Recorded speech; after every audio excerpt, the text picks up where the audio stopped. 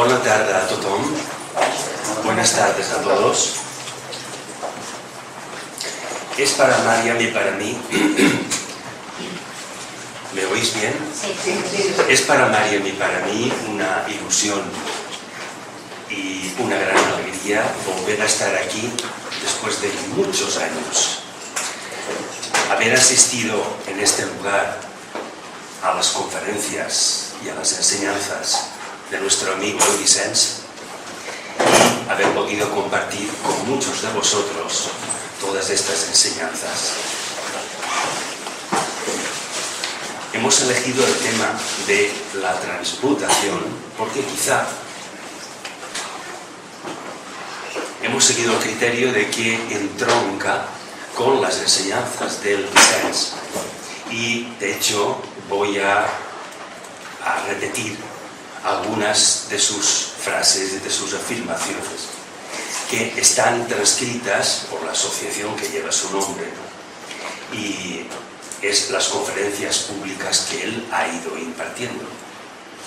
Ya solo me queda agradecer profundamente esta oportunidad a muchas personas, pero en especial a Joan Martín y a la pareja Paco y Erika. Y digo que aparte de otras muchas personas.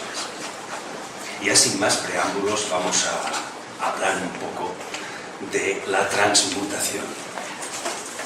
Tendríamos que diferenciar entre tres términos: qué es un cambio, qué es una mutación y qué es la propia transmutación. Cambiar es un trueque, es cambiar una cosa por otra, que tenga características semejantes o que sea equivalente a la original.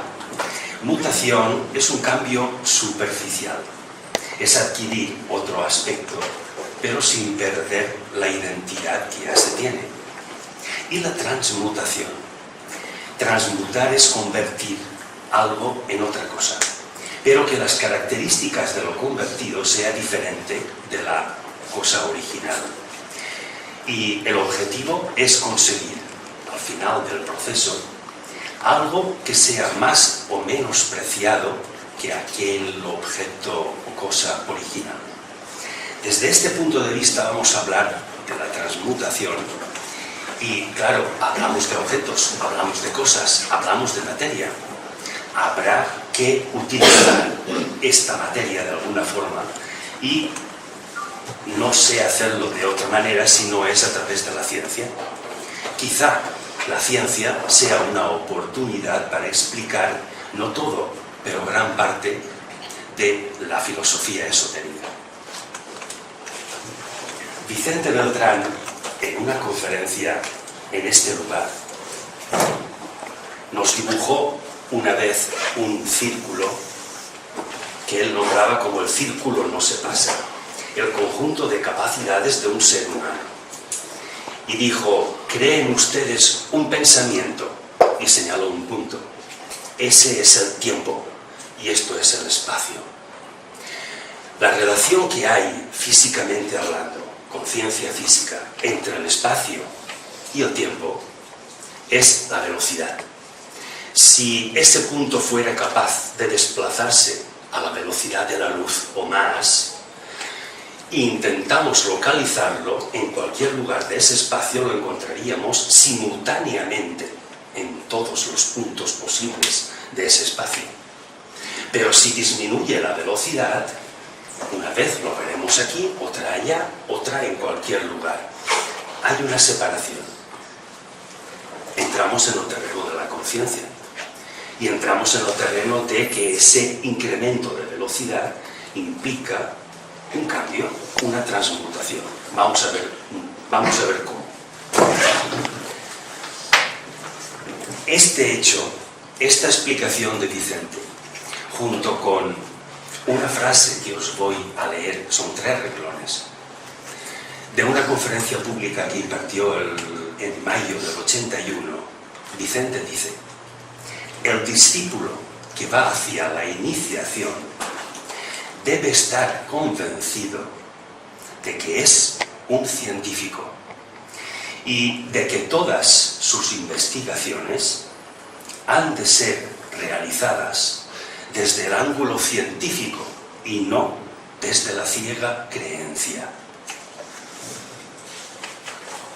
Estos, entre otros muchos detalles, me llevaron a intentar conjuntar filosofía con ciencia. Y digo filosofía incluyendo al propio esoterismo, ocultismo, mística, como queramos llamarle. Vamos a ver, ¿qué es ciencia? Aldous Huxley la define como conocimiento adiestrado y organizado. No dice ni qué clase de conocimiento ni cuánto conocimiento hay que tener, sino que no importa si se ha estudiado ciencia o no, o si se ha estudiado historia, filosofía, literatura, no importa la clase de conocimiento ni la cantidad, sino si eres capaz de adiestrarlo y de organizarlo, tienes una mente científica. No es lo mismo que decir que seas un científico, profesionalmente hablando, pero tu mente sí que es una mente científica. La máxima filosófica de Aldous Huxley era aportar al mundo una estructura útil, no basada en la fe.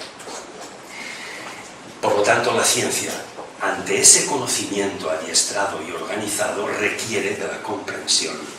La creencia o la fe evitan quizá la comprensión.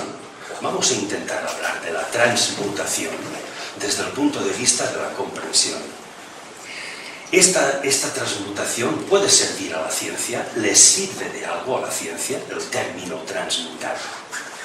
Si la ciencia es capacidad de hacer lo que es, podría constituir la mente concreta.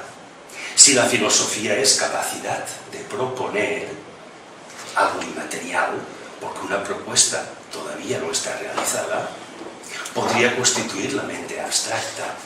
Relacionando ciencia con filosofía, quizá exista una relación, un nexo entre mente concreta y mente abstracta. Luego, en estos términos, ¿qué sería la transmutación? Quizá la capacidad de hacer aquello que aún no es. Es decir, transformar a la filosofía en ciencia. Es algo parecido a la mayéutica de Sócrates, que tenemos en Krishnamurti a uno de sus máximos exponentes.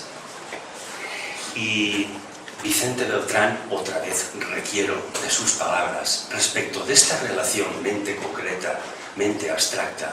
Decía, la mente abstracta solo se activa cuando se ha desarrollado convenientemente la mente concreta, no con conocimientos, sino como ciencia. Es decir, no como hechos concretos, no como algo que sea registros memorísticos, sino capacidad de relacionarlos todos. Luego, esa transmutación no se refiere a ningún hecho concreto, sino al desarrollo progresivo de una capacidad. Esta relación mente abstracta concreta venimos determinándola, esotéricamente hablando, como antakarana. Y, curiosamente, la biología descubre indicios de este antakarana cuando la neurofisiología estudia las conexiones neuronales. Una neurona, hablábamos hace un momento con Ferran, actúa como una resistencia eléctrica. Si estudiamos el comportamiento y la conexión de las resistencias eléctricas, quizá pudiéramos descubrir algo de cómo funcionan nuestras neuronas. Básicamente de dos maneras, o se conectan en serie o en paralelo. Si lo hacen en serie, aumenta el voltaje. ¿De qué? Del cerebro. Si lo hacen en paralelo, aumenta la intensidad. ¿De qué? De la electricidad que genera el cerebro y la transmite a través del sistema nervioso al resto del cuerpo.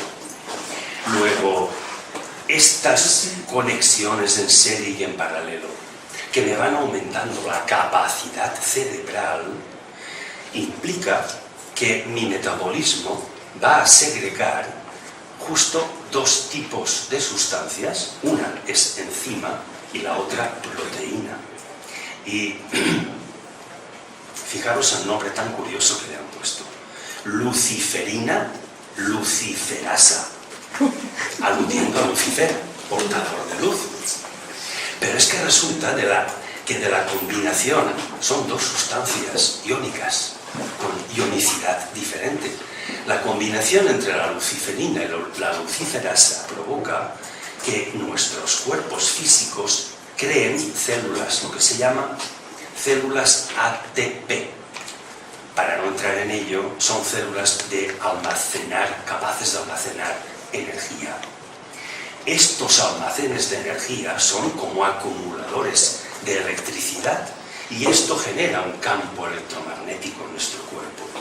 Y este campo electromagnético, al interferir el del cerebro con el que genera el corazón, puede provocar un fenómeno, le llamamos aura, le llamamos Santa Carana, pero que tiene algo que ver como cuando observamos a una aurora boreal o austral, el choque, la intersección entre las partículas de ambos campos electromagnéticos.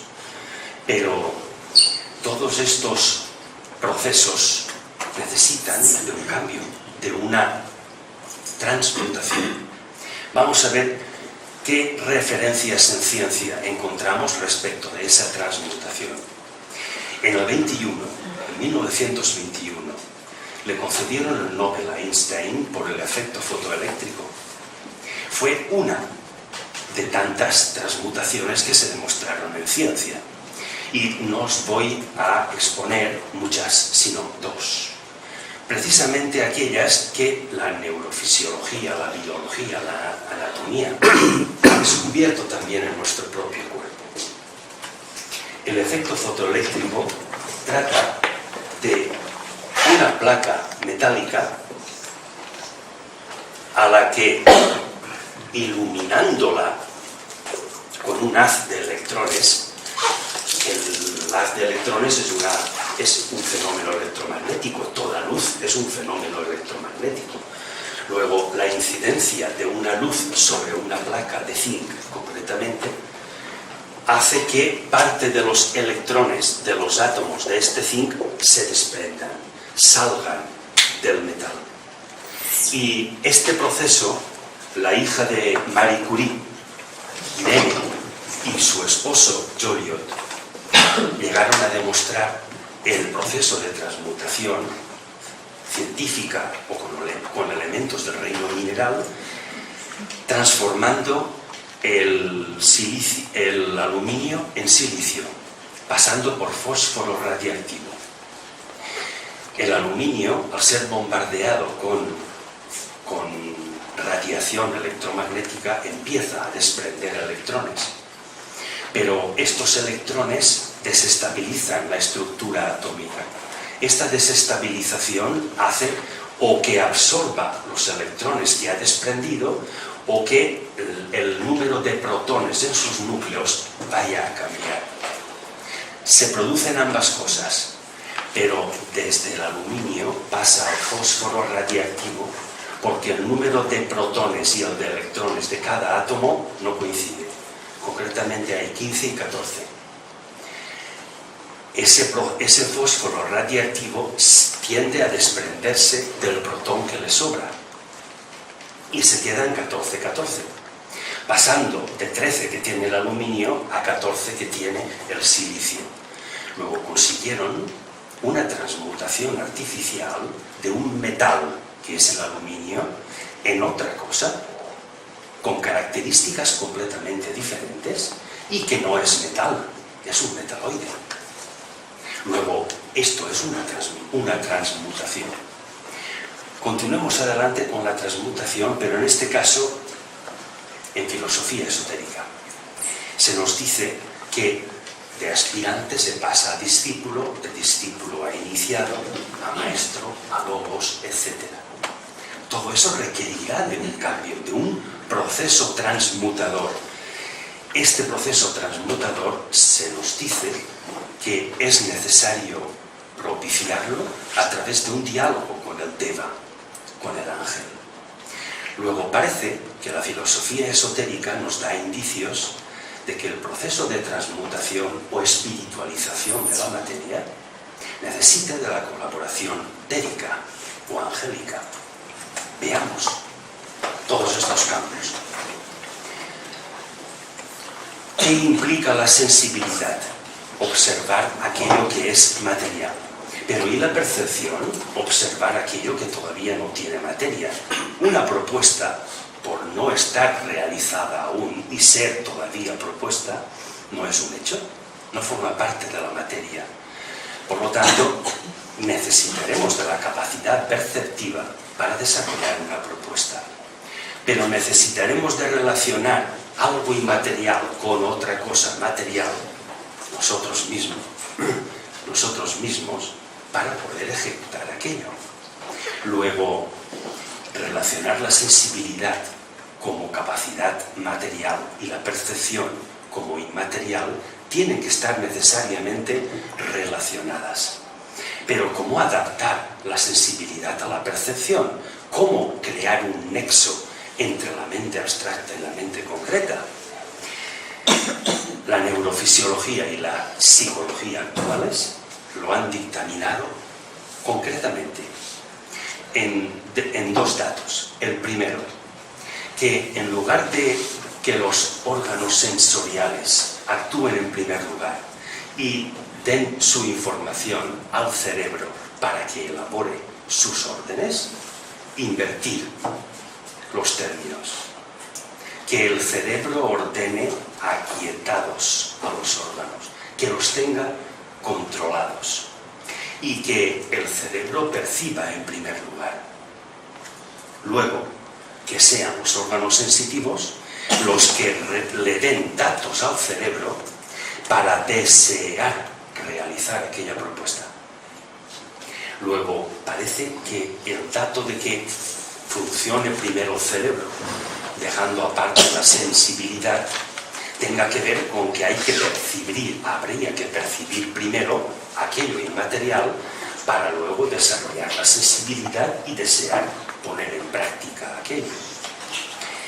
Pero la neurofisiología incide mucho más concretamente en este aspecto y dice: nuestro cerebro tiene 6 capas corticales. Precisamente, esta inversión, percibir primero y luego experimentar la sensibilidad para pasar a la acción, tiene que ver con la conexión entre la cuarta y la sexta de estas 6 capas. Justo, precisamente, la número 4 y la número 6. Hay bastante para hablar sobre este aspecto de la neurofisiología, pero únicamente quiero dejaros el dato al que regresaré dentro de un momento. ¿Cómo podemos hacer esto? Percibir primero para realizar después. También hay una respuesta concreta. Cuando nuestro cerebro dice voy a hacer esto y no lo hacemos, se afirma que estamos dañando físicamente a nuestro cerebro. Cuando alteramos físicamente el cerebro, evitamos que esas neuronas se estén conectando unas veces en serie, otras en paralelo, y repetidamente establezcan siempre la misma conexión, cada vez con menor intensidad. Ello quiere decir que nuestra capacidad cerebral cada vez es menor. No hay transmutación. Podrá haber cambio, podrá haber mutación, pero no lo que estamos tratando. Kant estableció 3 premisas que les encuentra una perfecta correlación con las otras 3 premisas que nos establece en Magia Blanca Alice Bailey. Las 3 premisas de Kant son, y las repito, la primera de Kant y la primera de Alice Bailey para que veáis la semejanza. La primera de Kant es identificar qué debo hacer. No lo que quiero, sino lo que debo hacer. No es eso dejar aparte la sensibilidad, el deseo y percibir algo que todavía ni siento. La primera de Alice Bailey, conocer el mundo invisible. Parece que tenga algo que ver. Percibir es algo que todavía no hemos hecho, como la propuesta. Segunda de Kant, olvidar lo que he hecho, el desapego a todo lo que sé, a todo lo que he conseguido, a todo lo que soy socialmente hablando y la consideración que se me tiene. Olvidar, desapegarse de todo esto. Humildad. Luego, si es el olvidar que he hecho con la segunda premisa de Alice Bailey, que me dice conoce, otra vez el verbo conocer, el poder del pensamiento. Es que está rigiendo. Primero, controla tu pensamiento. Lo que piensas no es todavía una acción. Luego convertirás en acción eso que estás pensando. Volvemos a repetir la misma premisa. Percepción, sensibilidad, acto. La tercera de Kant. Hazlo. Y os repito las tres de Kant. Identifica qué debes hacer. Olvida lo que has hecho y hazlo. La tercera de Alice Bailey. Conoce científicamente a los otros dos anteriores. Y las tres de Alice Bailey son: conoce el mundo invisible, conoce el poder de tu pensamiento, y la tercera, conoce científicamente a las otras dos. Creo que queda bastante corroborado la necesidad de establecer un nexo entre ciencia y filosofía.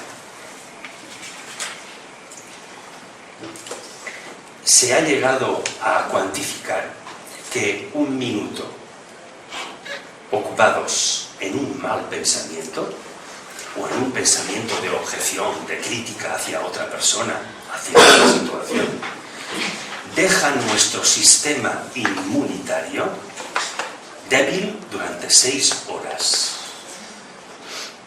Si esto es una afirmación científica, no de cualquier persona, sino de equipos de neurofisiólogos, psicólogos, psiquiatras, etc., es porque esta corroboración quizá nos deba hacer pensar un poco.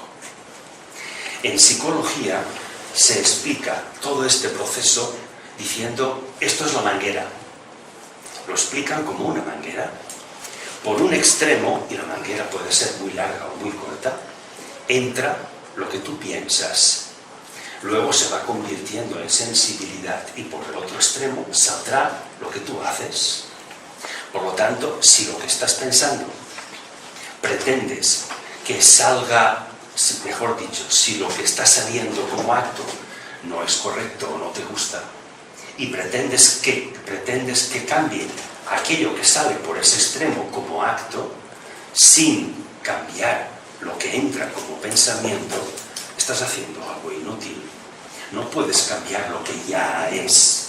Si ya es, olvídate, haz otra cosa, pero no puedes cambiar lo que es un hecho. Por lo tanto, la manguera, no te preocupes lo larga que sea, no te preocupes el tiempo que vas a tardar, porque si relacionas propuesta con realización, cada vez serás más capaz. Cada vez serás capaz de realizar aquello que te propones con menor tiempo. Cada vez ese punto lo podrás mover a mayor velocidad dentro de tu propio círculo, no se pasa. Lo cual quiere decir que llegará un momento en que el voltaje de la electricidad que genera tu cerebro tiene necesidad que aumentar la intensidad de esa corriente eléctrica. Lo cual necesitarás que en la próxima propuesta tus neuronas, si se estaban conectando en serie, te lo hagan en paralelo, porque la conexión en paralelo es la única que hace aumentar la intensidad de la corriente eléctrica. Luego hay un círculo vicioso de funcionamiento, un toma y daca entre las conexiones neuronales de nuestro cerebro. ¿Qué interpretación posible a nivel científico podemos sacar de todo esto? Que la atención a aquello que es percepción, por lo tanto mundo inmaterial, que nos dice la primera premisa de Alice Bailey, conoce el mundo inmaterial. Esa atención a lo material y desatención a esos actos, o aquello que ya es materia, ya no tiene más remedio que continuar siendo. Perdonadme. Esa atención a lo inmaterial, en ciencia, implica atender a la partícula. Hay innumerables clases de partículas, pero esa partícula, cuando se agrupa, constituye un protón, o puede constituir un electrón. Cuando se agrupan protones y electrones, forman átomos. Cuando se agrupan átomos, forman elementos. Y cuando se agrupan elementos de manera organizada, crean un organismo. Y ese organismo lo vemos vivo, tiene vida, porque tiene una energía que proviene de aquella o aquellas partículas y va en una progresión que no es otra cosa más que una transmutación. Veamos. Cuando hablamos de partícula y del mundo inmaterial, hablamos de la mente abstracta.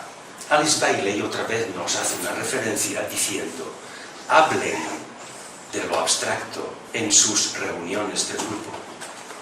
Eso parece que nos indique que hablar de lo abstracto no es contemplar los hechos que ya son y que nos provocan sensibilidad, sino que la percepción de eso abstracto o inmaterial tiene poco o nada que ver con la sensibilidad. Si nos movemos sensiblemente, evitamos ser perceptivos. Pero, ¿qué es una partícula?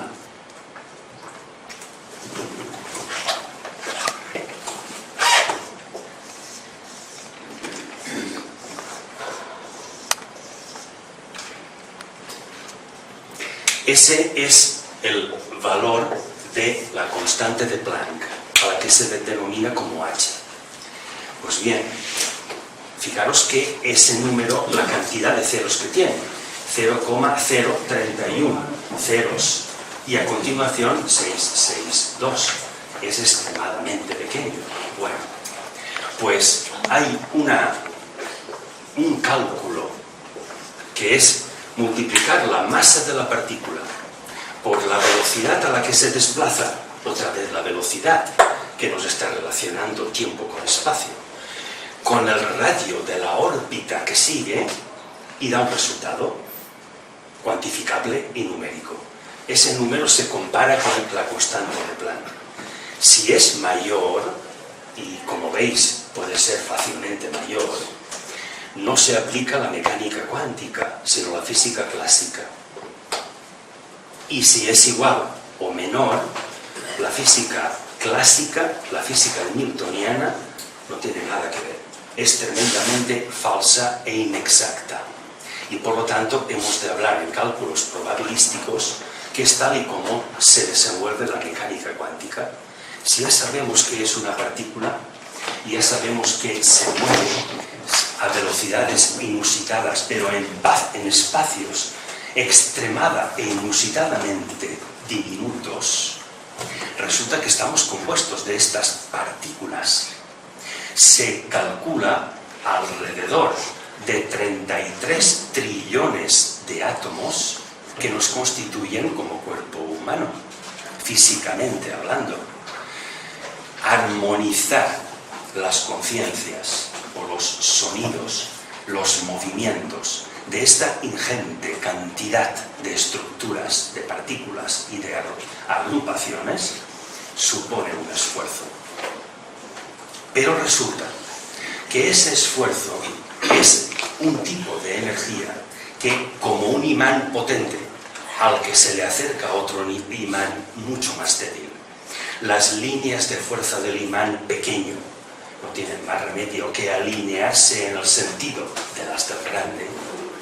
Pues exactamente igual, si nosotros nos proponemos algo y lo hacemos, creamos un campo electromagnético a nuestro alrededor, llamémosle como queramos, que es capaz de orientar las pequeñas voluntades de cada una de nuestras partículas, los sonidos que cada una de ellas pueda emitir, sus propias conciencias, en orden a nuestra propia conciencia. ¿No le llamamos a eso o a algo parecido alineamiento? Quizá ese alineamiento pudiera ser todo esto que nos están hablando de relación mente abstracta y concreta. Pero, es que ese alineamiento ejecutado repetidamente nos está cambiando físicamente. Luego hay un momento en que hay seres humanos que tienen en su metabolismo determinada cantidad de metales, elementos minerales pesados. Y cuando son capaces, por psicología, por consejo de sus psicólogos, de proponer algo que les resulta posible y hacerlo, propuestas sencillas, pero cumpliéndolas, físicamente cambian. Y aquellos elementos pesados de la tabla periódica que estaban hacia abajo, por el sudor, por la respiración, los va eliminando. Se transforma en otra persona. Y llega un momento en que puede estar constituido por elementos más situados hacia arriba en la tabla periódica de elementos. ¿No se nos dice también místicamente o esotéricamente que el cuerpo de un maestro está formado por átomos de hidrógeno? Pues resulta que el hidrógeno es el primero de los elementos de la tabla periódica, el más ligero. Y los más pesados tienen que ir desprendiéndose de electrones y de protones y de neutrones, es decir, de partículas, ya sabemos qué es, para ir simplificando de gravedad el campo gravitatorio que tiene, la cantidad de elementos pesados, y adquirir más campo eléctrico. Luego, cada vez, si el potencial eléctrico del cerebro aumenta, la capacidad de imantar nuestro cuerpo también aumenta. Pero no es el mismo imán el que se consigue con un metal que con otro. Con la misma cantidad de metal, al hacer pasar una corriente eléctrica por su cuerpo, el magnetismo puede ser mayor cambiando de metal. Luego, en ese proceso transmutador que nos indican los psicólogos, la neurociencia, la biología, nuestro campo electromagnético aumenta, pero a veces está disminuyendo nuestro campo gravitatorio. De hecho, toda partícula tiene los dos campos, el gravitatorio y el electromagnético. Pero curiosamente, aquellas partículas más energéticas, como pueden ser a un nivel mucho más grande, una célula ATP, el contenido de energía electromagnética que puede generar es mucho mayor al campo gravitatorio que provoca su masa. Luego hay una correlación en que la transmutación por el procedimiento de propuesta-realización, propuesta posible, y así podrás hacerlo, como dice Kant, nos explica la ciencia y la neurofisiología que este proceso transmutador no es una quimera, no es una ilusión, puede ser una realidad.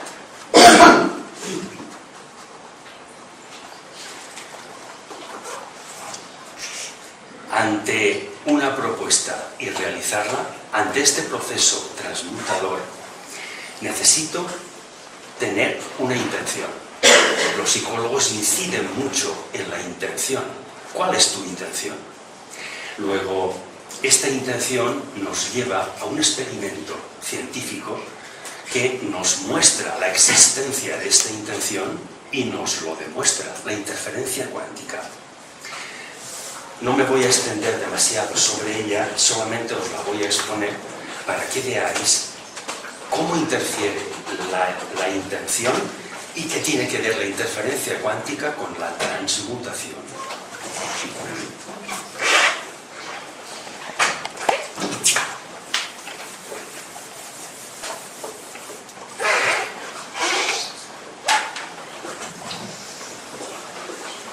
Si fabrico, y existe, un cañón que es capaz de disparar electrones uno a uno, Y aquí sitúo delante una barrera con dos ranuras y aquí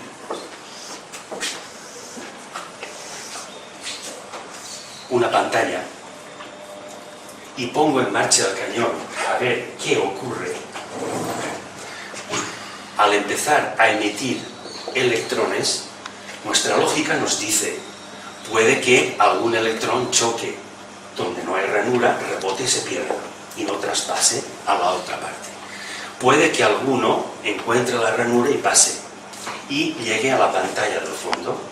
El grupo de electrones que hayan pasado por una me dibujarán una franja luminosa y el otro grupo por la otra ranura otra franja luminosa. Esto es lo que la lógica nos dice.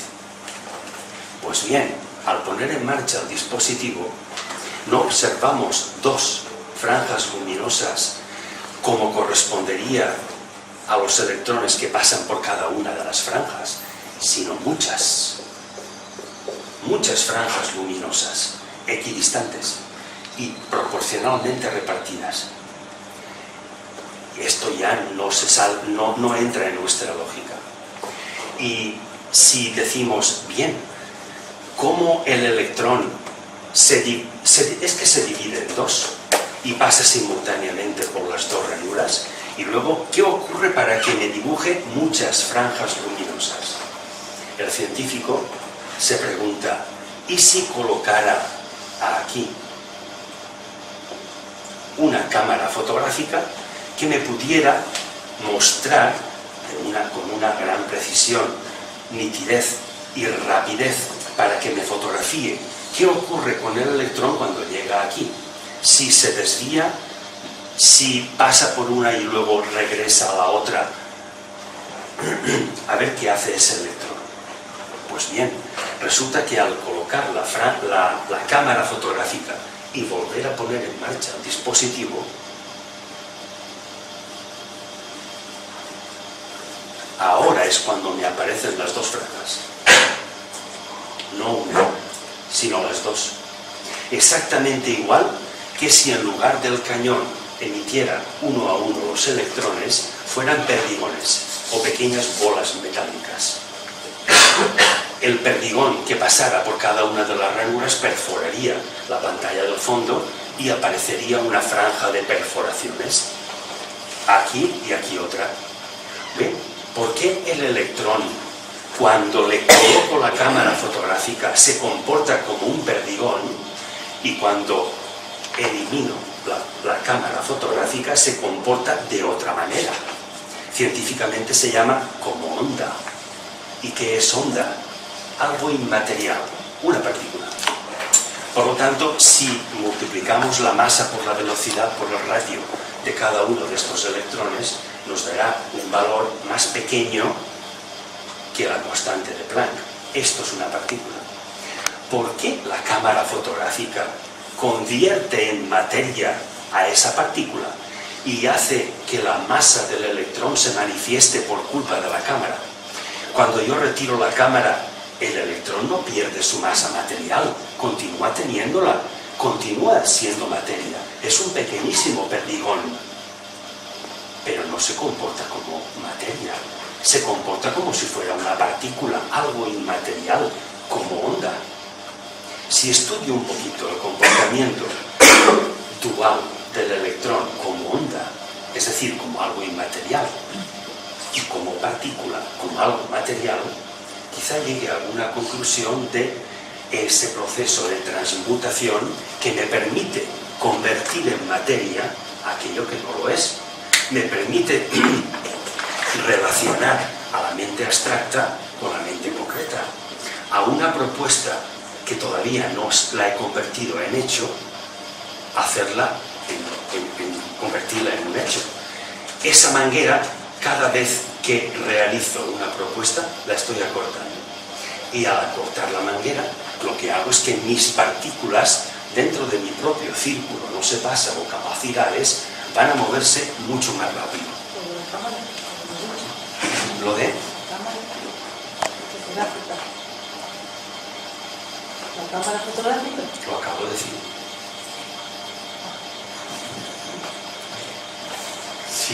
Si desaparece la cámara fotográfica.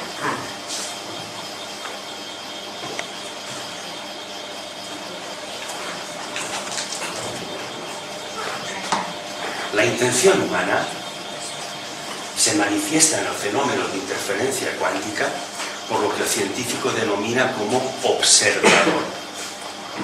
Los Vedas afirmaban que el observador crea a la realidad. ¿Cómo? A través de la intención. Luego, si el científico, no como científico, sino como ser humano, es el observador, es que tiene intención de ver qué ocurre con el electrón. Esa intención la interpreta el propio electrón. Por lo tanto, hay algo ahí que el científico no puede controlar el comportamiento del electrón diciéndole, si existe mi intención, no puedo que te comportes de otra manera más que como si fueras materia. Y si no existe mi intención, tampoco puedo evitar que te comportes como algo inmaterial. Es decir, como onda, como ese mundo invisible. En el año pasado, en Mainz, Alemania, Jochen Waltz, un científico, en sus laboratorios, él y su equipo, lograron por primera vez en la historia aislar a un solo protón. No os voy a explicar tampoco el proceso, pero bombardeando electrones a una sustancia fuertemente ionizada, consiguieron que los átomos se desprendieran de los electrones de su orbital y quedaran libres los protones. Sometiendo a un campo electromagnético de cierta intensidad a estos protones, se pueden ir seleccionando, apartándolos hasta que quede solo uno. Objetivo. El objetivo es saber algo del campo gravitatorio del electrón como partícula. Porque si la ciencia llega a conocer algo del campo gravitatorio del electrón, puede conocer también la relación que hay entre su campo magnético y su campo gravitatorio. Pero ¿por qué hasta ahora la ciencia no ha podido descubrir casi nada de los campos gravitatorios, sean partículas, sea de la Tierra, sean de agrupaciones? ¿Por qué la gravedad continúa siendo nuestra gran incógnita? ¿Por qué el científico no tiene acceso a saber algo de esa gravedad? Porque en ese proceso de transmutación, y no es que sea esta la respuesta, pero hemos de expresar una, en el proceso de transmutación, la relación que existe entre el campo electromagnético y el gravitatorio no es siempre la misma. Y si el protón se está moviendo a ingentes velocidades, ocupa distintos espacios en muy poquísimo tiempo. Lo cual quiere decir que si estamos estudiando la partícula, al protón, ahora, y sacamos una conclusión, queremos aplicarla luego a la misma partícula, y resulta que aquel protón no es el mismo. Ocupa otro espacio, se mueve a otra velocidad y nosotros no detectamos ese cambio, pero aquella partícula no es la misma. ¿Por qué? Porque no dominamos la relación electromagnetismo-gravedad. Sabéis que Einstein emitió dos teorías, la relatividad especial y luego incluyó la gravedad en la de la relatividad general. Pues continúa siendo una gran incógnita nuestra gravedad.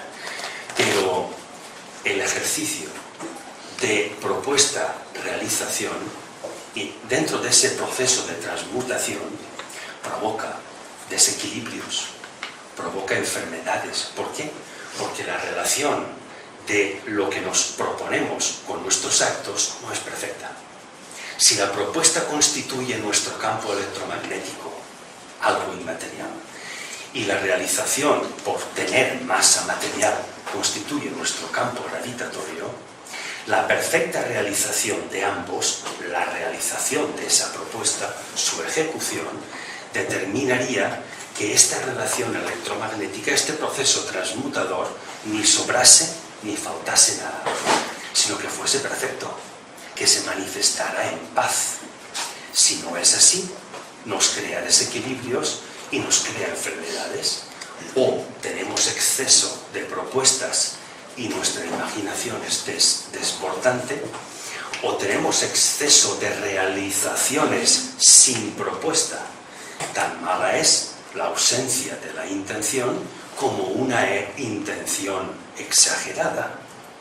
Por lo tanto, la interferencia cuántica solo nos muestra y demuestra la existencia real de esa intención y el efecto sobre un elemento, dígase protón, electrón, partícula en general, sobre el que el ser humano, y concretamente el científico, no tiene control.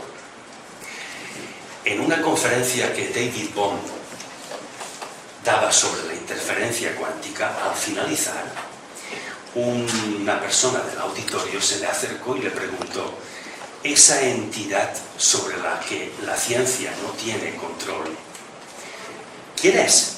¿Qué puede ser? Si no es el científico ni es el ser humano, ¿quién puede ser? Y David Bohm dijo: como científico no puedo responderte así, pero como persona podría decirte que quizás sea el ángel que hablan los místicos. Recurre a los ángeles y es posible que tengas alguna respuesta.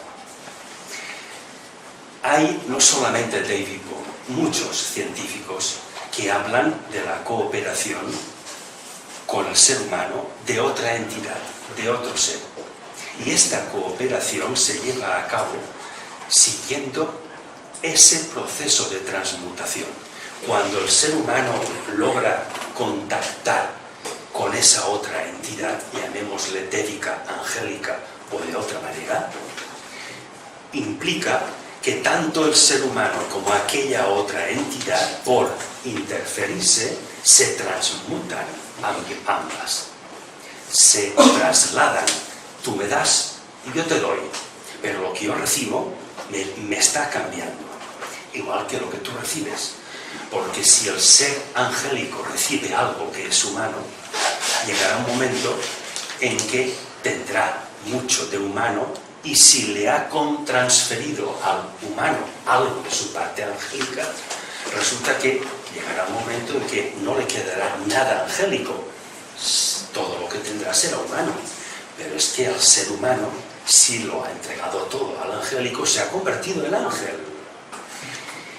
Y esto es un proceso en el que tampoco cabe ninguna imaginación, puesto que el proceso transmutador no lo podría explicar. Hablamos de la voluntad. ¿Cuánto me queda? Ahora son las... Media horita. Después, preguntas. Sí. Son preguntas, ¿eh? Vale, yo tengo aún media hora. Sí, eso mismo. Perfecto. Cuando hablamos de intención y de realizar nuestra propuesta y de todo esto, hablamos de esforzarnos. Y todo esfuerzo tiene que ver con la voluntad. Se define a la voluntad de muchas maneras, pero hay dos energías que constituyen, físicamente hablando, la voluntad. Una energía química y una energía eléctrica. Resulta que en nuestro cuerpo hay oxígeno y fósforo. ¿Por qué? Cualidades de uno y de otro. El oxígeno tiende a desprenderse de un electrón. La molécula de oxígeno tiende a desprenderse de un electrón de cada uno de sus átomos. Pero los electrones desprendidos del oxígeno tiende a absorberlos el fósforo. Luego hay una corriente de electrones, de partículas, entre oxígeno y fósforo. Y en este sentido, desde oxígeno hacia fósforo. Pero hay otra entre el carbono y el nitrógeno, que también están en nuestros cuerpos, que opera en sentido contrario. Luego, ¿Cómo se define una energía eléctrica, la electricidad, el movimiento de electrones? Si esto implica un movimiento de electrones en nuestro cuerpo, es que nuestro cuerpo es un generador de electricidad. Y ya tenemos aquí la base para poder hablar concretamente del proceso de la transmutación. Si somos generadores eléctricos y nuestros cuerpos tienen sustancias imantables, es que generamos no solo electricidad, sino un campo electromagnético. Pero si tenemos masa material, es que también tenemos un campo gravitatorio. ¿Hemos elegido nuestra masa material? No. Nacemos con un cuerpo, con unas cualidades, con una determinada forma. Parece que no tengamos demasiado control a elegir nuestro campo gravitatorio, ese campo dentro del que tenemos nuestra forma material. Luego, si utilizamos nuestra forma material o campo gravitatorio para evolucionar y no tenemos control sobre él, ¿quién nos lo ha cedido? ¿Quién tiene el control? Otra vez la misma respuesta. Otro agente, quizás sea el ángel. Todo esto respecto de la voluntad. Hay una energía eléctrica, como hemos visto, pero también otra química, que es la que segregan nuestros órganos con forma de hormonas, sustancias ionizadas, bien positiva o bien negativamente. Luego, nuestro metabolismo, nuestro conjunto de secreción hormonal, forman un conjunto energético químico que no es el mismo cuando el esfuerzo es muy grande que cuando es muy pequeño. Lo cual quiere decir que no serán las mismas sustancias iónicas u hormonas cuando nos esforzamos más e interviene mayor voluntad que cuando menos. Ni tampoco nuestro cerebro generará una corriente eléctrica de mayor intensidad cuando la precise o cuando no. Por lo tanto, hay una correlación entre esa capacidad de ambas energías, de generarlas.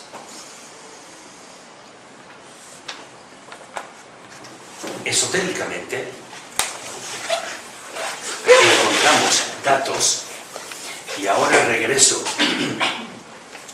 a lo de la conexión de la cuarta con la sexta capa cortical de nuestro cerebro. Encontramos datos en los que nos dicen que el hombre tiene al cuarto rayo, tiende hacia el cuarto rayo como polaridad positiva. No es que lo tenga, sino que experimenta tendencia hacia. Y hacia el quinto rayo como polaridad negativa. El ángel, al otro lado. El ángel expresa su polaridad positiva con el tercero y su polaridad negativa con el sexto. Y precisamente cuando se nos habla de los dos pares de opuestos, se nos habla de una conjunción entre estos cuatro elementos y de las combinaciones posibles. Únicamente el diálogo humano dédico se produce cuando las combinaciones son estas. El cuarto se combina con el sexto, cuarto humano con sexto angélico y quinto humano con tercero angélico.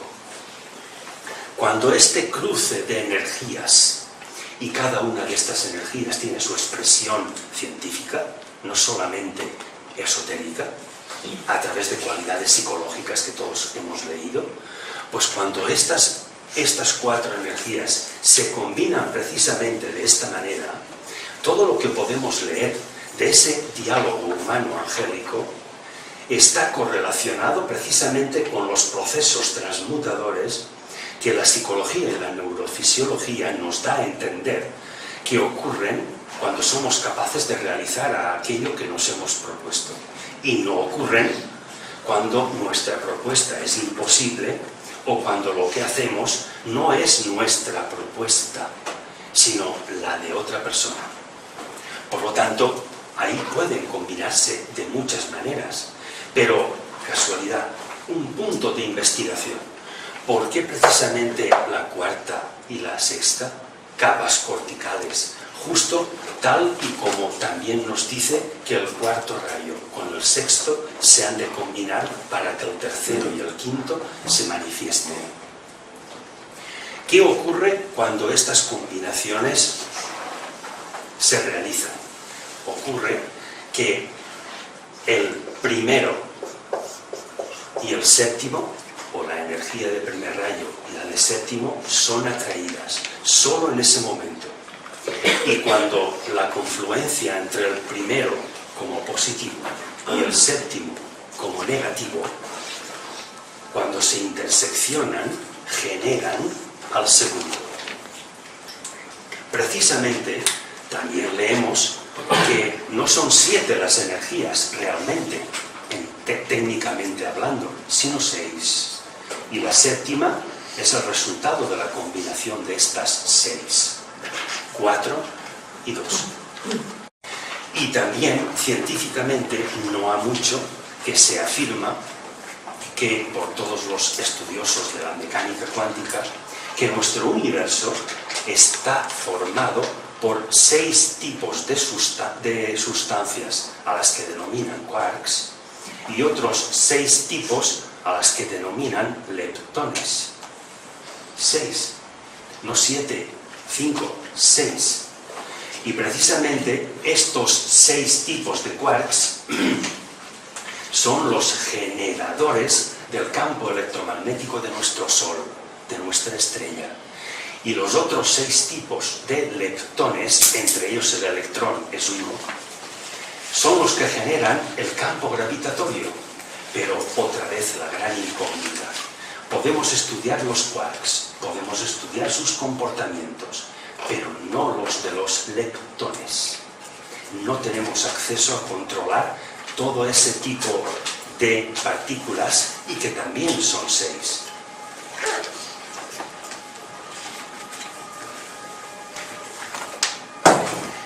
Voy a terminar con la explicación un poquito superficial de este galimatías numerito que tenéis aquí.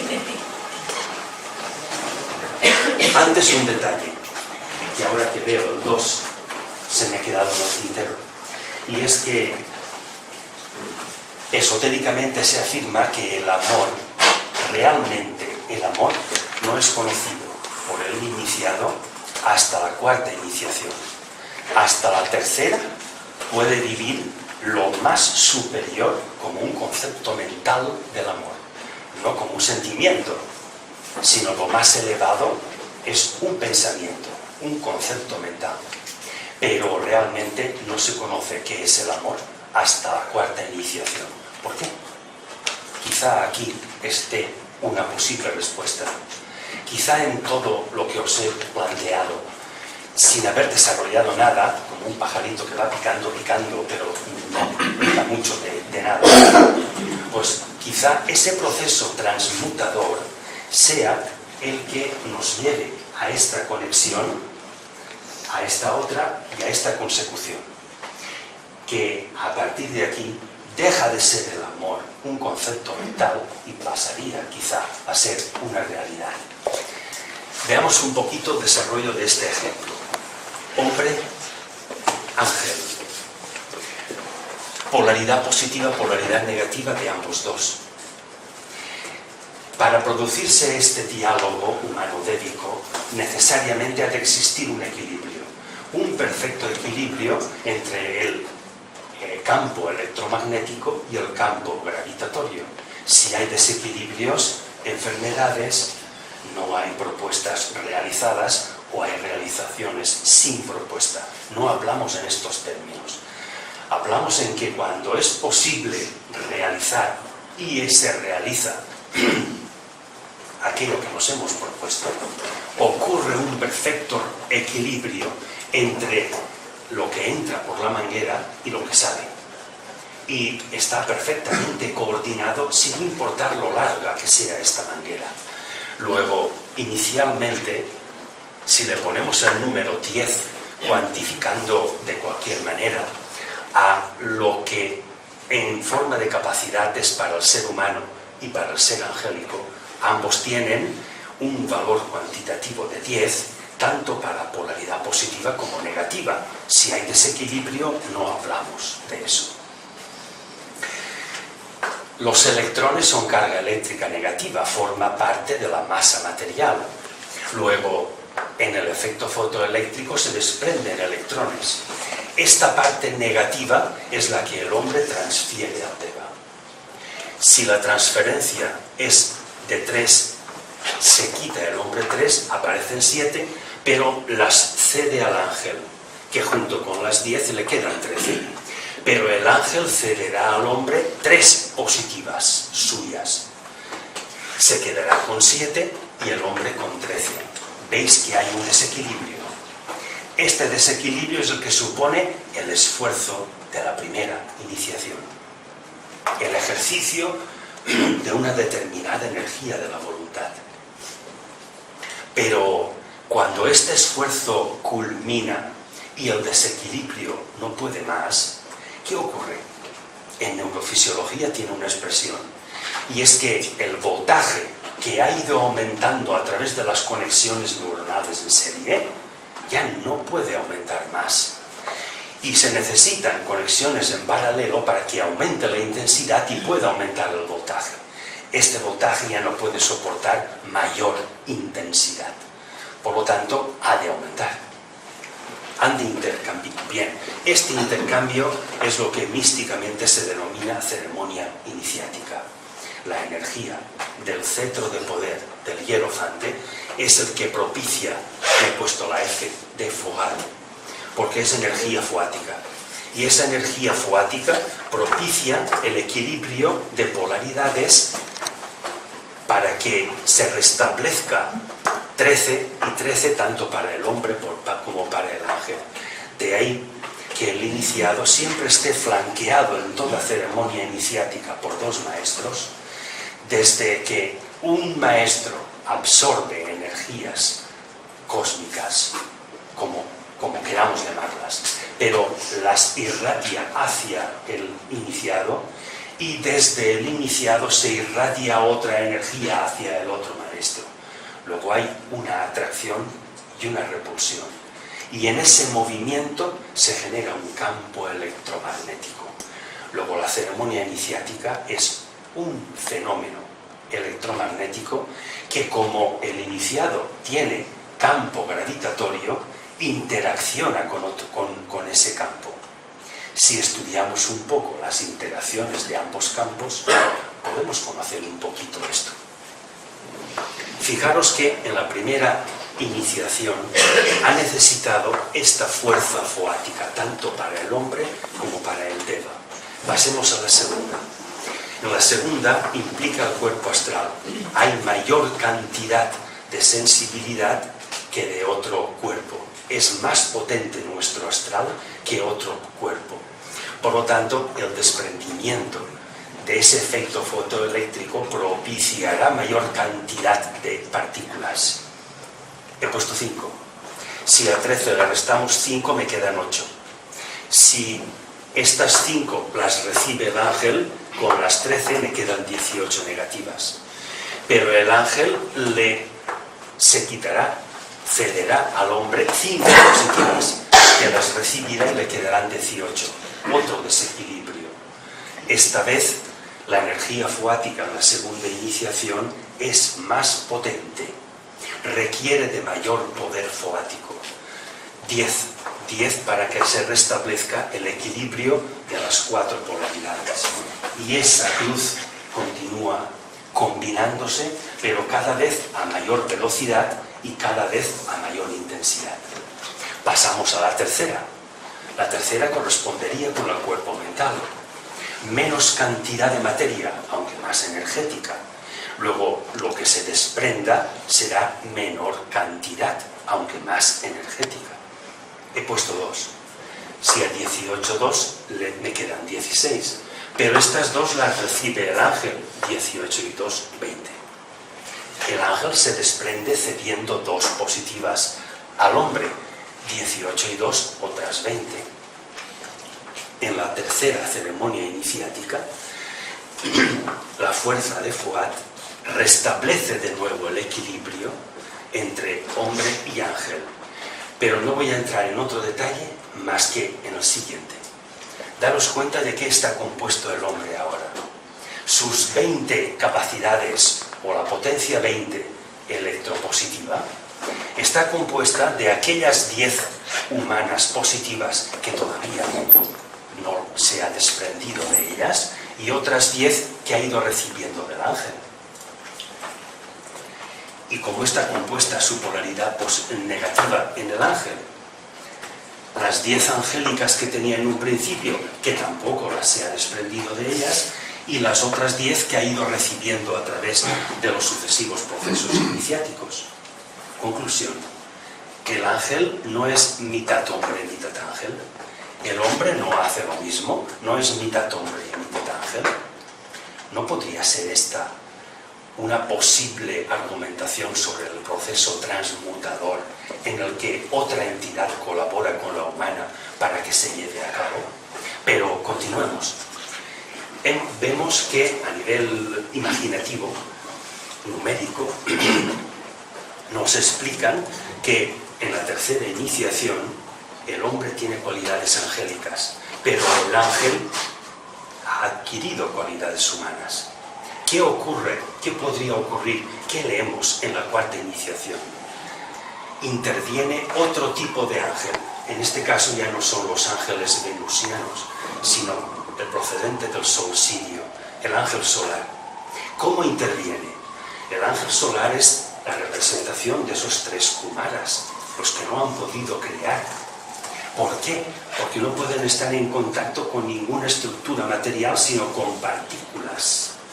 Lo cual quiere decir que ese ángel solar, esa otra entidad técnica, no puede entrar en contacto con nada que haya sido humano, ni con nada que haya sido angélico, pero en contacto con lo humano. ¿Qué es lo que absorbe el ángel solar en la cuarta ceremonia iniciática? Precisamente la acumulación angélica de la fuerza fuática como negativa y la acumulación humana de esa misma fuerza fuática, pero uno como positiva y el otro como negativa. Este es el proceso en el que el Prometeo encadenado deja de serlo, el proceso en el que el ángel solar queda liberado. Y es aquí cuando el ser humano conoce realmente qué es el amor. Hasta entonces ha tenido que vivir del amor, de un concepto mental, de un proceso de transmutación que le ha llevado a transformar su campo gravitatorio íntegramente en otro campo electromagnético. Y a partir de entonces tiene una polaridad mayor que la original, pero solamente de un signo. Y el ángel también mayor que la original, pero solamente de un signo. ¿Por qué? Porque estas 10 polaridades humanas que aún le quedan al hombre, en el proceso de transmutación, y esto científicamente también está demostrado, que, ahora regreso aquí, cuando un electrón tiene que unirse, aliarse con alguna estructura atómica, en la que a este átomo le faltan protones y no electrones, hay muchos casos en la ciencia en los que el electrón se convierte en positrón, sin dejar de ser electrón. Es decir, conserva su masa, pero cambia la polaridad de su electricidad. Algo parecido ocurre con este proceso transmutador que culmina en este momento. Y todo este potencial eléctrico positivo transmuta a negativo y es transferido al ángel. Y entonces el ángel adquiere el potencial 20.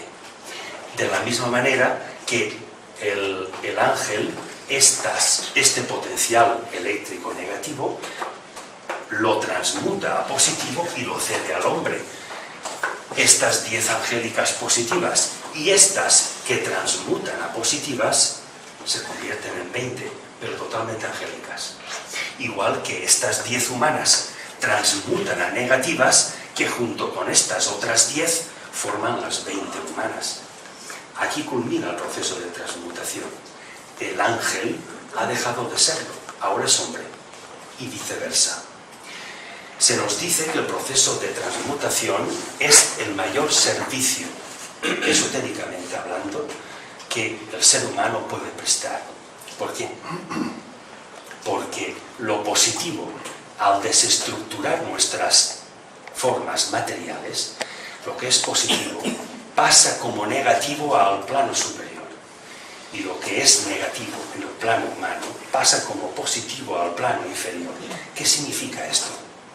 Que todo aquel potencial que nos ha servido para proponer ese potencial positivo, transmuta a negativo y se convierte en capacidad de hacer, pero en el quinto reino, no ya en el cuarto, en otro espacio, en otro plano.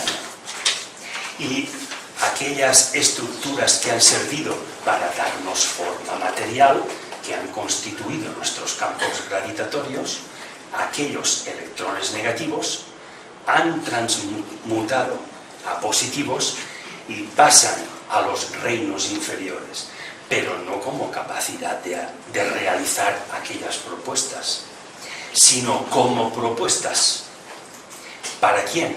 Para aquellos del reino animal y reinos inferiores que están recién a punto de transmutar a seres humanos. De tal manera que todo aquello que ha servido para dar forma a lo humano pasa como ejemplo y propuesta al reino animal para que continúe con ese ejemplo. Pero todo aquello que ha desarrollado en el reino humano la capacidad inmaterial de proponer pasa como capacidad de realizar las propuestas de otro reino. Hay una inversión, igual que nos decía la psicología, invertir primero el cerebro, luego la sensibilidad, no como es común, sino al revés. Parece que todo está ligado. Os repito que no he entrado en detalle en muchos de los detalles, pero bueno, aquí estoy a vuestra disposición. Ahora, si sois tan amables de expresarme vuestras sugerencias y entre todos podemos enriquecer este diálogo, será para mí un gran placer. Muchas gracias. Me falta mucho para entender todo lo que has dicho, ¿eh? Ya lo aprenderé. Pero no sé qué has dicho de aquí, siempre es con el mismo signo. No sé qué has dicho al final, que siempre pasa con el mismo signo. No sé si lo he entendido así, ¿eh? De la iniciación. Sí, esta transmutación cuando llega aquí en la iniciación, ¿no? Dice, siempre suele pasar en el mismo signo, si lo he entendido bien, ¿eh? Siempre se hace en el mismo signo.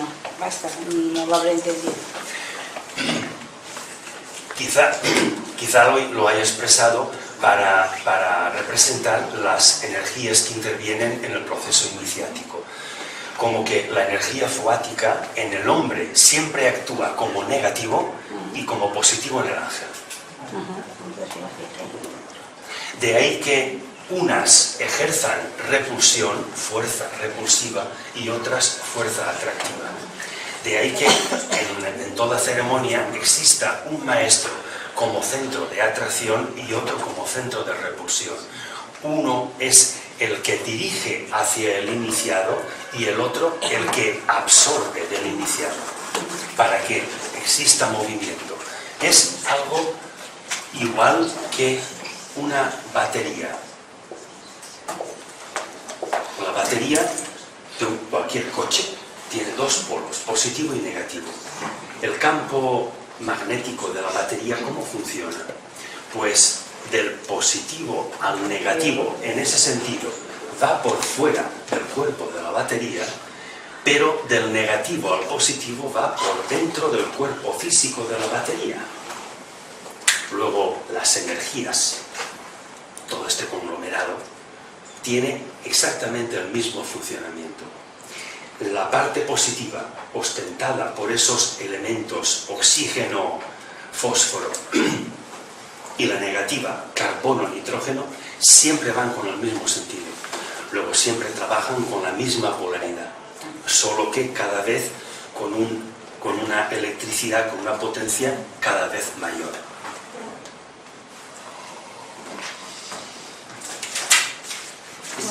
Es muy curioso lo que has dicho en tu discurso, porque me acuerdo, me llama la atención porque es como una película que he visto este verano, a la insistencia de un amigo, que es una película que ya lleva varios años en cartel, que se llama Revolver, de Guy Ritchie, que es un señor que salió de la cárcel después de 7 años, todo es simbólico, y Guy Ritchie había estudiado la cábala 20 años antes de hacer la película.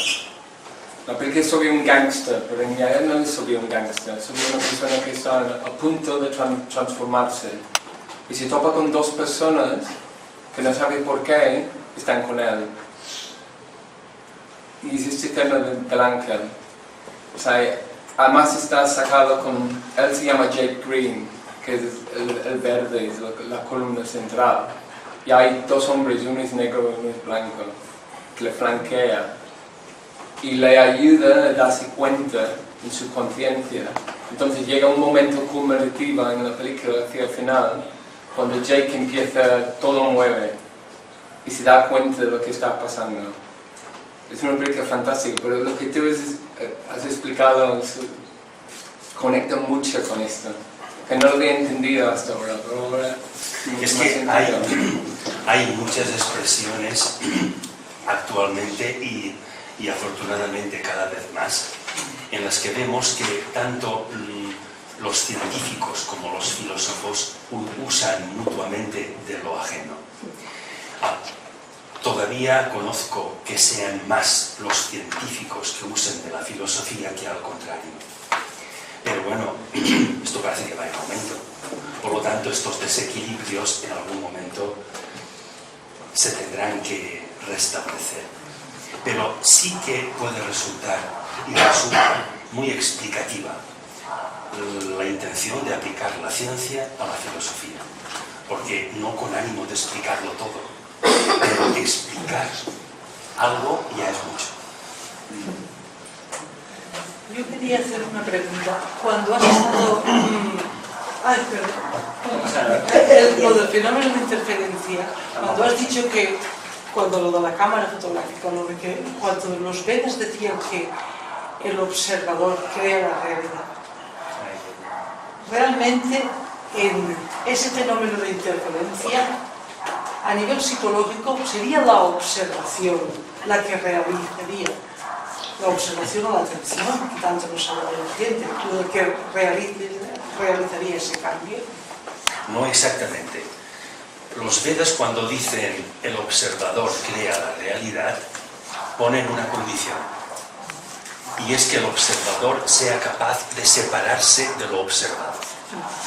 Ya tenemos aquí la sensibilidad apartada, porque en como yo pretenda adueñarme del observado, mi tesoro, y experimentar la sensación de la posesión y de mi tesoro, y demostrarlo a los demás, todo ese cúmulo de sensaciones, si soy capaz de soltar mi tesoro y que los demás me vean sin él, apartarme de lo observado, entonces entro en el proceso transmutador. Porque entonces cambio lo que antes era ese número de franjas luminosas muy, lo cambio a 2. Porque interviene mi intención, y al intervenir mi intención delimito. Al delimitar creo una forma, y eso adquiere una forma que es un acto original, un pensamiento que no existía hasta ese momento, etcétera, etcétera.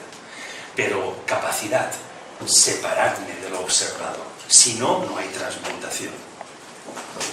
Yo ahí, en ese punto justo, a mí me he pillado, porque cuánto realmente de lo que los investigadores investigan no está absolutamente resultado en base a lo que queríamos demostrar, ¿no? O sea, ahí la ciencia que queda como hasta qué punto somos capaces el ser humano de ver lo que realmente hay fuera, hasta qué punto. Y me refiero a todo nivel. O sea, incluso ahora, por ejemplo, se están haciendo grandes investigaciones a nivel del cosmos, a nivel de los planetas, a nivel de todo. Pero todo está pasando por esta visión.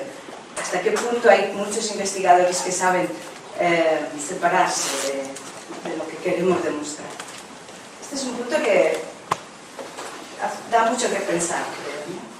Sí, porque podría intervenir la codicia, la avaricia. Y el investigador que trabaja para un laboratorio, que le está pagando un sueldo, le dice, tú trabaja, haz eso y no pienses. O piensa que queremos tal cosa. Que le condicione. Exacto. No lo que tú quieres, sino lo que yo te pido. Exacto. Ese condicionamiento, claro, evita la existencia de intención. Por lo tanto, obstaculiza la creación de algo nuevo, indudablemente. Por lo tanto, no habría proceso de transmutación. Podríamos hablar de cambio, podríamos hablar de mutación. La frase tan repetida, cambiaremos lo que haga falta para que todo siga igual. Y otra cosa que encuentro también muy curiosa, y esto querría tu opinión en esto. La ciencia esotérica dice, como es arriba es abajo. Sin embargo, la ciencia que ahora está investigando todo se divide en dos. Lo que va por debajo de esa cifra y lo que va por encima. Hay una contradicción ahí. Hay una contradicción, pero es por ignorancia. No sabemos más. Por lo tanto, el científico no puede saber más hoy en día. Y esa contradicción es porque las mediciones de lo que hay por arriba de ese valor, es decir, la aplicación de esas fórmulas de la física newtoniana, pues nos dan unos valores que no son verdad. Es verdad cuando vamos en el coche a 120 por hora por la autopista, ¿podemos decir que vamos a 120 por hora porque el velocímetro lo marque? Pues no. Porque no tenemos en cuenta la velocidad de rotación y de traslación del planeta, la del movimiento de nuestro universo, la del brazo de Orión a la que pertenece, etcétera, etcétera. Por lo tanto, el movimiento es relativo. La medición del movimiento lo tiene que ser necesariamente. Toda esa física clásica o newtoniana es la más relativa de todas. Pero no disponemos de otra. De ahí que la mecánica cuántica no sea tan relativa, pero no hable en términos de exactitud, sino de probabilidad. Y así como hasta los físicos clásicos decían, el electrón de este átomo está aquí, y señalaban un punto en el espacio. La mecánica cuántica no dice eso. Dice, en este espacio es probable que encuentre el electrón, pero no dice está ahí. Con relación a esto, yo también me queda enganchado en el mismo sitio. Había oído decir que uno de los Nobeles de física, de los que estuvieron, es que no recuerdo el nombre, de los que estuvieron, que hubieran encontrado la partícula más, la última partícula en la cual el electrón se ha dividido,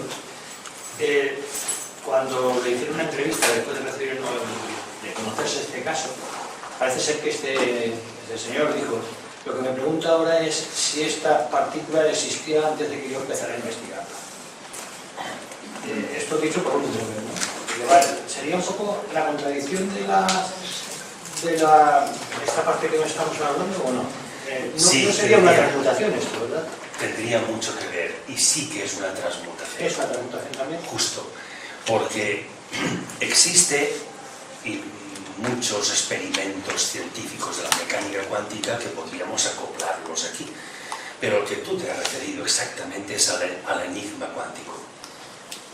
El enigma cuántico es la eterna discusión del to be or not to be. ¿Es o no es? La partícula es porque existe, porque he expresado mi intención de observarla, o antes de tener intención de observarla ya existía. Ahí está. La mecánica cuántica, en concreto el enigma cuántico, dicen que no. Que existía y no existía simultáneamente. ¿Cómo se entiende eso? Es el famoso gato de Schrödinger. Está vivo y muerto a la vez. De todo eso podríamos hablar en términos de filosofía esotérica, porque tiene correlación, pero siempre con ese afán de intentar descubrir algo de lo inmaterial, algo de ese mundo invisible. Y cuando descubrimos algo, no podemos afirmar que eso es, sino que ha sido en el momento en que hemos expresado la intención de descubrirlo. Hasta entonces no era. Pero en ese espacio vacío, campo de Higgs, energía oscura, como se lo quiera llamar, o entidad angélica, esto vas a ver, existe simultáneamente el ser y el no ser. Somos y no somos a la vez. De ahí se deriva la teoría de cuerdas, la teoría M, la existencia de multiversos, un montón de etcéteras sobre los que podríamos explayarnos, por supuesto, pero puntualmente. Estás hablando de iniciaciones y hay diferentes sociedades que son de tipo iniciático, que también coinciden muchas en que tienen como 3 iniciaciones para poder trascender, ir pasando capítulos. Cuando tú hablas de esta tercera y de esta cuarta iniciación, ¿son unas iniciaciones en concreto o cualquier movimiento iniciático que necesite de iniciaciones para evolucionar están comprendidos también en esa idea que se has expresado muy bien? No están comprendidos todos los movimientos ni sociedades que preconizan y proliferan en este sentido, sino que únicamente es una estructura montada en un lenguaje numérico para que todo lo que he leído de Alice Bailey en La doctrina secreta, de Vicente Beltrán, entre otros, me coordine y esté concentrado aquí. Entonces, estas iniciaciones, ¿cómo se producen? ¿Dónde? ¿O quién las promulga? Esto no es aquí, esto es una jerarquía. Son los mismos términos en los que Vicente, Bailey y Blavatsky se expresan. ¿Dónde se producen? ¿Seres angélicos los que te están haciendo de maestro los dos? ¿Dónde se producen? Desconozco el espacio y el lugar. No hay una doctrina de ¿verdad? ¿Cómo se producen? Tampoco lo sé. Solo sé lo que he leído.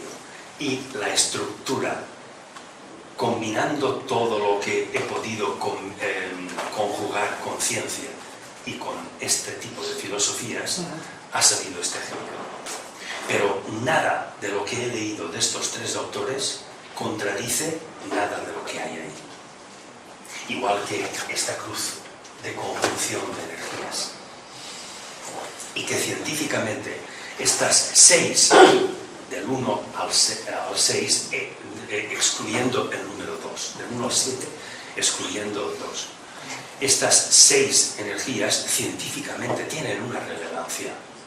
Y hay una cuantificación que va de 20% en 20%, en la que lees las connotaciones científicas y características de estas 6 energías y coinciden con las psicológicas que leemos respecto de los rayos, y cómo se combinan y sus afinidades y repulsiones, y también hay coincidencias respecto de las cualidades psicológicas que combinan en un mismo ser humano energías de un tipo o energías de otro, y así un largo etcétera. Pero si estoy aquí hablándoos es porque he encontrado muchas de esas correlaciones. Sin duda. Gracias. Quería hacer una pregunta. En la primera iniciación, cuando, por ejemplo, Aldous Huxley probó sustancias químicas para poder llegar a este nivel, entonces se produjo una desestructuración y muchas otras personas que ha llevado a la locura, ¿no? Entonces, ¿eso qué quiere decir? Que el nivel de polaridad que uno se ha encontrado con el otro está variado. sea, no hay un equilibrio entre las dos. Parece ser que sí. Parece ser que no exista ese equilibrio y que ese desequilibrio provoque la existencia de un exceso de iones, bien sean electropositivos o electronegativos, en su propio cuerpo. Este desequilibrio iónico provoca una secreción hormonal desequilibrada, en exceso o en defecto, lo cual quiere decir que ese funcionamiento de los órganos, de todo el metabolismo de nuestro cuerpo, no está equilibrado. El estómago no digiere bien, el intestino no absorbe bien, el corazón no palpita bien, etcétera, etcétera. Lo cual quiere decir que provoca desequilibrios. También es un proceso transmutador, pero en base a unos desequilibrios. Ese proceso de transmutación, que como veis aquí en las iniciaciones, también provoca desequilibrios, quiere transmitir, quiere significar que hay otra parte que no pertenece a la voluntad humana. Esa energía fuática que interviene en cada una de las iniciaciones, eso no corresponde a la voluntad humana. El esfuerzo humano solo se centra en proponer lo posible y hacerlo. Y a partir de ahí conectas tu polaridad positiva con la negativa. Generas un determinado tipo de iones porque tus conexiones neuronales, así el cerebro, así lo ordena, que funcionen los órganos de determinada forma. Y este equilibrio iónico te va a producir desequilibrios, indudablemente, pero que llegará un momento en que te serán restablecidos, y no por tu voluntad. Luego hay otra entidad u otras entidades que, sin el ejercicio de la voluntad humana, están restableciendo el equilibrio. Pero primero el esfuerzo humano y luego vendrá lo otro. Si no se inicia con la capacidad humana de proponer y hacer lo que te propones, este desequilibrio y sucesivo equilibrio, este proceso de transmutación, este proceso iniciático, no se comienza, sino que se está variando tu ionicidad positiva y negativa, variando incluso tu propio pH, unas veces es más alcalino, otras más ácido, y esto hace que tu metabolismo tenga altibajos, estés desequilibrado. Pero en ese caso eres tú mismo quien tienes que procurar el equilibrio. No hay ninguna otra entidad angélica que colabore para que le sepa mal y te cure. No es así. Eres tú quien se debe curar por ti mismo, en el ejercicio de tu propia voluntad. Y entonces es cuando adquieres la capacidad y el derecho de que el desequilibrio que aceptas te sea restablecido en el momento oportuno. Pero antes no. Porque claro, muchas veces que puede pasar la iniciación puede ser en motivos de mucho desequilibrio físico. A lo mejor estás preparado tú mentalmente, espiritualmente, pero a lo mejor te coge en un momento de crisis, ¿no?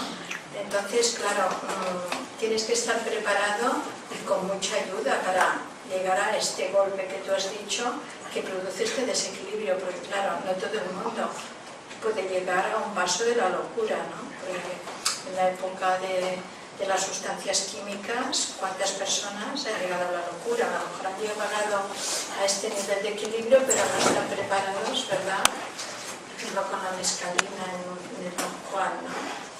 El alumno tiene que estar preparado, ¿no? Entonces, bueno, supongo que todo llega, ¿no? Sobre todo con la voluntad. Yo Bueno, el proceso de la transmutación a efectos de síntesis entre la ciencia y la filosofía esotérica o el mundo espiritual se podría prever o analizar en la estilización del alcaís como energía primordial, podríamos decir. O hablaba Vicente. Sin duda. Vicente hablaba del alcaísmo, pero mucho antes lo habían hecho otras personas. También se llamaba, por Paracelso, en su obra Paragranum, menciona al Alcaest como arcae, algo escrito como así.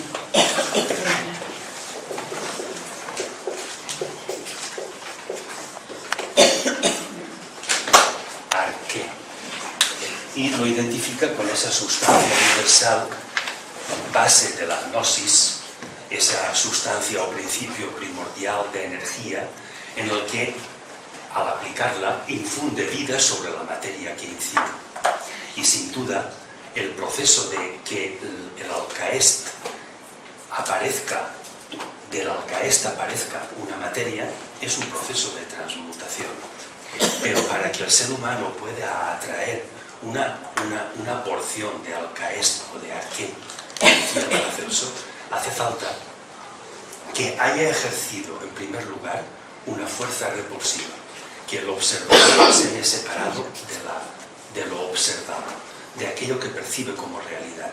Entra en un vacío, no tiene mente concreta, no hace caso a sus conocimientos aunque los necesita, pero no vive de ellos, ni los esgrime para causar admiración. Únicamente los utiliza para dar expresión y forma a ese Alcaest que, cuando se aparta incluso de lo que piensa, puede atraerlo. Y es cuando puede generar un pensamiento nuevo. Ese pensamiento nuevo podrá generar un nuevo sentimiento, que ambos generarán una nueva actitud. El conjunto de nuevas actitudes acaban por transformar a un ser humano.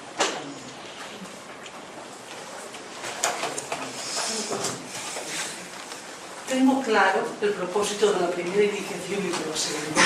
El propósito de la primera sería generar todo aquel esfuerzo para que mi salud, para que mi cuerpo esté armonizado y esté completamente al servicio de lo que pueda ser, ya que mi fin es servir. El de la segunda iniciación sería, pues, equilibrar mi cuerpo emocional, frenar la crítica con todo el esfuerzo que cuesta, frenar el hablar de los demás, el dejar a los demás completamente libres para que cada cual haga, pero ¿y qué esfuerzo o qué voluntad se tendría que generar en la tercera iniciación o la parte mental? Justo la capacidad de conectar ambas mentes. La mente parece ser que sea lo fraccionado, más separado que existe en nuestro cuerpo. Lo que más esfuerzo nos va a reportar es conectar la mente abstracta con la concreta. Es decir, pensar en aquello que debemos hacer. Volvemos siempre a lo mismo, pero que aún no lo hacemos. Si pensamos en hacer aquello que nos ha dado satisfacción, no hacemos otra cosa más que repetir algo que ya hicimos y nos gustó y queremos volver a experimentar aquel gusto. Al contrario, si pensamos en no volver a hacer algo que nos disgustó, estamos basándonos en una experiencia, en un recuerdo, algo que fue un hecho. Hasta de esos recuerdos hay que desprenderse. Eso es cosa. Por lo tanto, el observador, hasta de los recuerdos como cosa, tiene que desprenderse. Y entonces es cuando surge la oportunidad de conectar mente abstracta con mente concreta.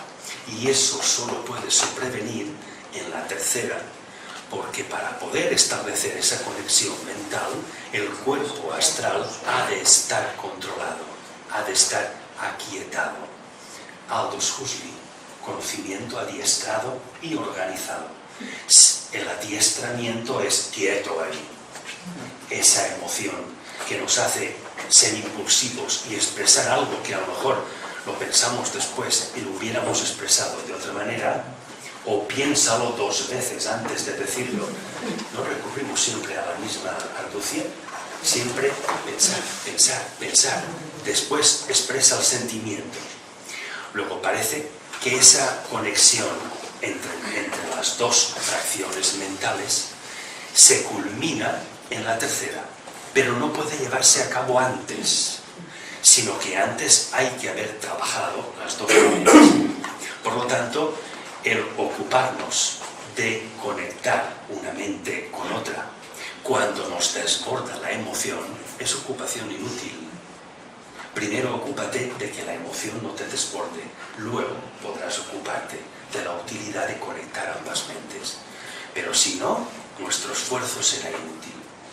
No habrán esas conexiones neuronales que la neurofisiología nos concreta y todo eso que os he contado, quizá como rollo o no, pero que hay datos concretos respecto del proceso iniciático, el conectar mente abstracta con concreta y expresar ese altacarana, esa interferencia entre dos campos electromagnéticos que como una aurora boreal hace que un ser humano pues eso puede ser realizable, simplemente por la sencillez entre proponerte lo posible y llevarlo a cabo. O sea, que si queremos llegar a ese equilibrio perfecto, solo haciendo lo que decía Vicente, el olvido de nosotros mismos, la palabra correcta y la inofensividad, ya tenemos todo eso. Casi nada. Todo eso es el proceso interno que se produce entre la tónica, científicamente. Pero realmente si somos capaces de hacer eso, ya estamos. Hace un momento, antes de dirigiros la palabra, estaba hablando con nuestro amigo Ferran del proceso, del fenómeno de la resonancia. Resulta que en nuestro cuerpo existe, y voy a referirme a lo que tú has dicho, en nuestro cuerpo existen átomos de hidrógeno. El átomo de hidrógeno es uno de los pocos que tiene la particularidad y la capacidad de orientar los dos dipolos eléctricos que posee simultáneamente, no en la misma dirección, pero orientarlos simultáneamente al mismo tiempo. Sorpresivamente, ¿sabéis cómo? A través del sonido. No hay otra energía que pueda orientar simultáneamente los dos dipolos eléctricos de un átomo de hidrógeno. Solo el sonido. ¿Cuál es la cualidad del ángel venusiano que puede conectar con el ser humano?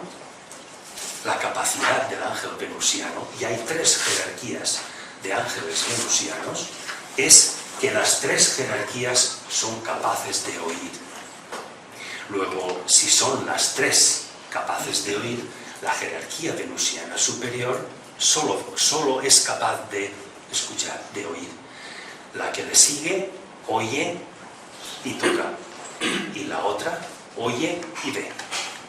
Cada una de ellas está conectada con las 3 jerarquías de los ángeles solares residentes en el 7º, 6º y 5º subplanos del plano mental, la mente abstracta. Pero resulta que la conexión entre el ángel venusiano y el ser humano solo se puede producir a través del sonido. Y es a través del sonido que estos átomos de hidrógeno provocan un fenómeno de resonancia magnética en nuestro cuerpo que hace que temporalmente se orienten sus dipolos eléctricos al mismo tiempo cuando antes no lo estaban. ¿Qué propicia eso? Un cambio metabólico en el funcionamiento de nuestro cuerpo en ese momento. Ese cambio se produce cuando nos dan una fuerte emoción. Hay un cambio metabólico en nuestro cuerpo, pero es involuntario. Cuando el ser humano aprende a emitir un sonido, digámosle mantra, que sea capaz de ser oído por el ángel venusiano, por esa entidad, que en sus 3 jerarquías, desde la superior a la inferior, son capaces de oír, cuando el ser humano se hace escuchar, establece primero indirectamente y luego en la 4ª iniciación de manera directa una relación con el ángel solar. Porque a través del venusiano, las 3 primeras iniciaciones, y a través de la capacidad de que su palabra sea creadora, y de que el sonido que emita es el resultado de la conjunción entre dos campos electromagnéticos, y vuelvo a repetir lo mismo, capacidad de proponer y capacidad de realizar la propuesta, eso propicia toda esa conjunción y equilibrio de campos electromagnéticos y provoca que cada uno de esos 33 trillones de átomos que nos constituyen se orienten en un único sonido y emitan una nota que esotéricamente la llamamos como nota causal. Ese alineamiento es el que produce el hermanamiento humano-débico, provoca la transmutación, finaliza con el contacto del ángel solar y retirándose el ángel venusiano. ¿Para qué? Porque el ángel venusiano ha estado hasta ese momento estructurando formas materiales, colaborando con el ser humano hasta esta tercera iniciación, pero a partir de este momento, como ha culminado el proceso transmutador y el ser humano ya no tiene materia, la ha adquirido, la capacidad de adquirir esa materia la ha transferido al ángel venusiano, que pasará al reino animal para ser el que realice las propuestas de los animales que pasen a ser entidad humana. Y Vicente Beltrán, entre otros, nos dice: ¿existe mayor servicio que la radiactividad? ¿No es este un proceso radiactivo? ¿No es ese proceso desintegrador apartarme de la materia para que se desintegre? Porque si no ejercito mi voluntad, si el alcaest no está sobre esa materia, no hay nada que la vitalice, acabará desvitalizada y acabará desintegrándose. ¿Cómo? Como partícula. Sin que ninguna de esas partículas se destruya, simplemente se desagrupen, solo eso. Y para desagruparlas hay que seguir este proceso, es un proceso transmutador y vuelvo a repetirlo, propuesta, realización. Ahí se inicia todo, parece que ahí se inicia todo.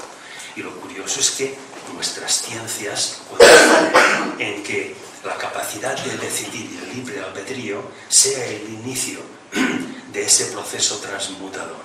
Dígasele transmutación química, como demostraron Irene y Joliot, dígase de efecto fotoeléctrico, como queramos llamarlo.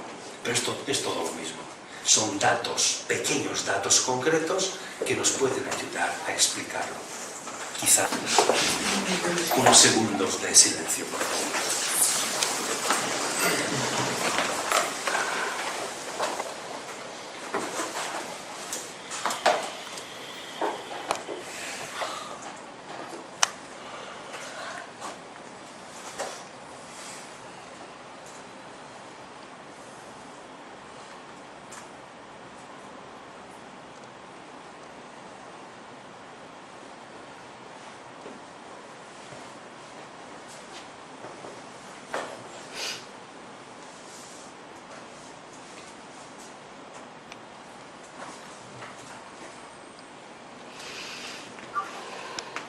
Moltíssimes gràcies a tots.